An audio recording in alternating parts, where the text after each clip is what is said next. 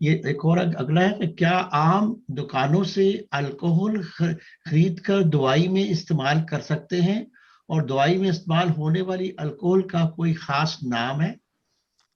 دیکھیں جی، خاص نام تو نہیں ہے، دوائی ساری جو بھی الکوہل ہوتی ہے اس کا نام ایتھنول ہی ہوتا ہے، لیکن جو دوائیوں میں ڈلتی ہے اس کا نام، اس کو کہتے ہیں ڈرنک الکوہل۔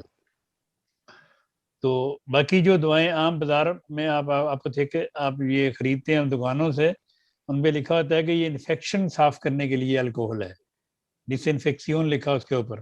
وہ دوائی وہ الکوہل آپ دوائیوں میں نہ ڈالیں۔ سوری، ڈرنک الکوہل جو ہوتی ہے تو وہ آپ دوائیوں میں ڈال سکتے ہیں۔ اس کا ڈبہ جو ہے وہ نیلے کلر کا ہوتا ہے، یہ مجھے میڈیسن والے نے بتایا تھا کہ جس سے میڈیسن آپ نے اگر بنانی ہے، ہومیوپیتھک کی دوائی بڑھانی ہے، اس کے لیے یہ نیلے ڈبے والا الکوہل استعمال کریں۔